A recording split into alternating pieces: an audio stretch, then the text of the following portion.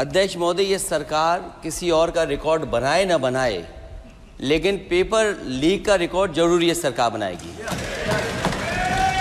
अध्यक्ष महोदय, मुझे इसके बैकग्राउंड में नहीं जाना है कि पूछें। अध्यक्ष महोदय, मुझे बैकग्राउंड में नहीं जाना है कि कब कैसे किस संस्था को बनाया गया है। पूरे देश के छात्र इस पे आंदोलित थे। लगातार अखबार और सीबीआई की जांच के बाद चीज़ें सामने आ रही हैं, लोग पकड़े जा रहे हैं, जेल भेजे जा रहे हैं। मैं अध्यक्ष महोदय आपके माध्यम से पूछना चाहता हूं मंत्री जी से, क्या सेंटर वाइज जिन बच्चों को सबसे ज़्यादा नंबर मिले हैं, क्या उसकी सूची जारी करेंगे?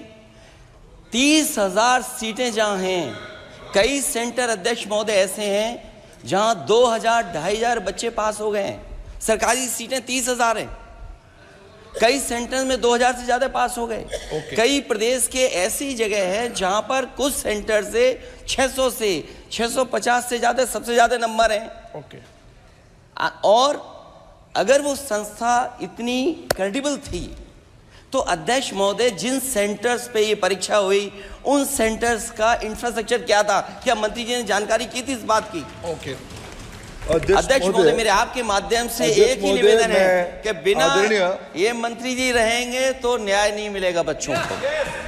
अध्यक्ष महोदय, आदरणीय अखिलेश जी की प्रश्न का मैं विनम्रता से उत्तर देना चाहूँगा कि अभी अभी सुप्रीम कोर्ट में जो चल रहा है केस, सुप्रीम कोर्ट ने ऑर्डर दिया पूरा विद्यार्थियों की सूची को वेबसाइट में उपलब्ध करा दो। सर, पिछले 3 दिन से देश भर की सारे विद्यार्थियों की लिस्ट पब्लिक डोमेन में उपलब्ध है। ये सारा चीज़ खुले पे है और कई प्रकार की तर्क आ चुका है। सर, मैं एक अभी उसमें केरल के विद्यार्थी भी अच्छे किए हैं, क्या हम ये कहेंगे भी वहाँ भी कुछ गड़बड़ी हुई थी? ऐसे आरोप करना, मैं देश की ग्रामीण इलाका, देश की एसटी एससी इस बार सबसे अच्छा परफॉर्मेंस करने वाले देश की एसटी एससी ग्रामीण बैकग्राउंड आर्थिक पिछड़े लोगों की है। क्या हम उनकी मेधा को हम चुनौती देते हैं? और बाकी रहा क्वेश्चन पेपर लीक की, सर मैं शुरू से मेरा एक स्टैंड रहा, राजनीति नहीं करना, लेकिन अखिलेश जी जब वहाँ दायित्व में थे उस सुबह की सर सारे सूची है कितने बार उत्तर प्रदेश में क्वेश्चन पेपर लीक हुए हैं। माननीय एक मिनट प्लीज, एक मिनट। राहुल गांधी जी, आप प्रश्न पूछना चाहते हैं? Speaker sir, it's obvious to the whole country. It's obvious to the whole country that there is a very serious problem in our examination system. This is not just a question of NEET, it is in all the major examinations. Now, the minister has blamed everybody except himself. Right? I don't even think he understands the fundamentals of what is going on here. आप प्रश्न क्या है आपका? आ रहा हूँ sir.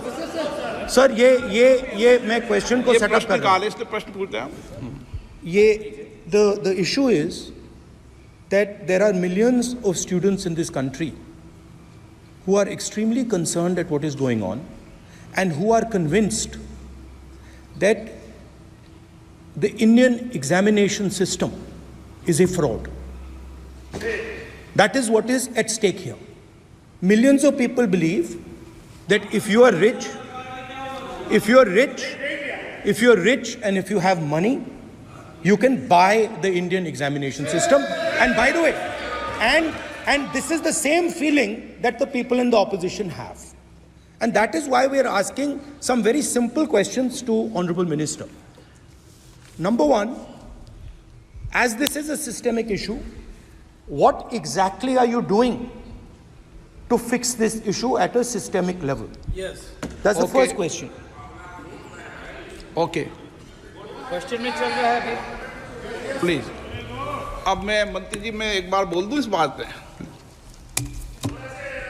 चलो मंत्री जी, आप शॉर्ट में जवाब दो, फिर मैं बोल ही देता हूं। आज आप शॉर्ट में जवाब देना। अध्यक्ष महोदय, मेरे जो शिक्षा है, मेरे जो संस्कार है, मेरे जो सामाजिक जीवन है, मेरे को मेरे राज्य की, मेरे सूबे की जनता की स्वीकृति मिली है। मैं किसी की, मेरे बौद्धिक और मेरे संस्कार की सर्टिफिकेट मेरे को सारी सदन में किसी से नहीं चाहिए। देश की प्रजातंत्र में चुन के मेरे नेता प्रधानमंत्री मोदी जी को प्रधानमंत्री की भूमिका दिया है। मैं उनकी निर्णय से यहाँ उत्तर दे रहा हूँ सदन को। बाकी ये कहना चिल्लाने से सच झूठ नहीं हो जाएगा साहब। ये जो कहा गया देश की अभी की एग्जामिनेशन सिस्टम रबिश है सर, इससे दुर्भाग्यजनक बयान देश की नेता प्रतिपक्ष का कुछ नहीं हो सकता है सर। मैं कठोर शब्द से उसको निंदा करता हूं। बाकी रहा, मैं सर आपके सामने, आपके माध्यम से देश के सामने सर एक तथ्य रखता हूं सर। जिन्होंने रिमोट से सरकारें चलाई है, 2010 में 3 बिल आया था सर शिक्षा सुधार के लिए। उन्हीं की पार्टी के नेता आदरणीय कपिल सिब्बल साहब 3 बिल लाए थे। उसमें से एक बिल था एजुकेशन, उसमें एक बिल था prohibition of unfair practice bill 2010, जिसकी उद्देश्य एजुकेशन इंस्टीट्यूशन में माल प्रैक्टिस को बंद करना। सर मेरे सरकार की हिम्मत है, अभी हमने पब्लिक एग्जामिनेशन की रेगुलरिटीज में बिल लाए, कानून बनाए। क्या मजबूरी था कांग्रेस पार्टी की, क्या मजबूरी था नेता प्रतिपक्ष की? उन्होंने उस बिल को उल्टा किया, किसके दबाव में उल्टा किया? क्या निजी मेडिकल कॉलेज की दबाव में, उनकी घूसखोरी की दबाव में उन्होंने उस बिल को उल्टा किया था? सच सुनने की सामने है ये। मैं किसी की विद्वता में प्रश्न नहीं उठाता हूं, लेकिन सच 2010 में शिक्षा सुधार की बिल उन्हीं की सरकार ने लाया था, दबाव में उन्होंने उल्टा किया। ये हमको प्रश्न पूछते हैं। एक मिनट प्लीज, मैं सबको मौका दिया, सबको मौका दूंगा। एक मिनट माननीय सदस्य, प्लीज 1 मिनट बैठिए। प्लीज बैठिए, आप पहली बार। हाँ 1 मिनट, रिकॉर्ड में नहीं जा रहा। कल्याण जी प्लीज, कल्याण जी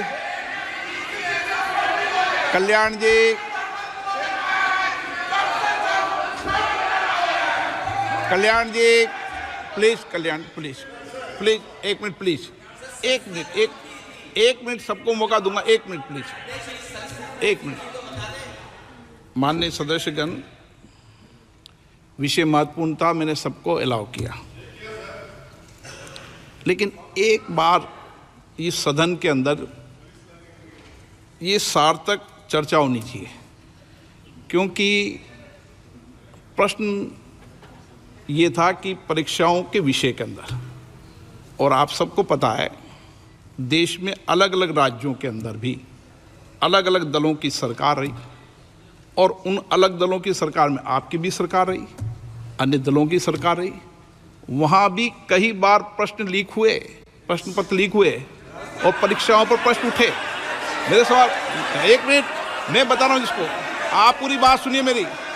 मेरा कहना ये है कि हम और उन 1 मिनट प्लीज बैठिए, 1 मिनट नीट नहीं सारी।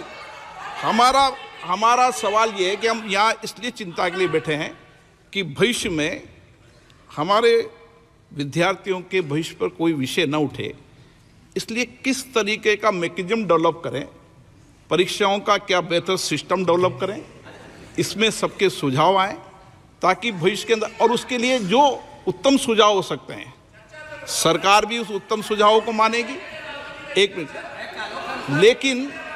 लेकिन हम अगर सारे परीक्षाओं पर सवाल उठाएंगे तो कई राज्यों में कई दलों की सरकार है जो परीक्षाएं आयोजित करती रहती है।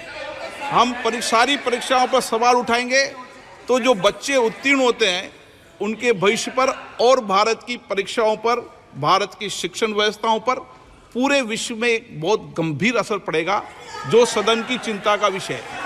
और इसके लिए सभी राज्यों ने अपने अपने यहाँ कानून बनाए, संसद ने भी कानून बनाए।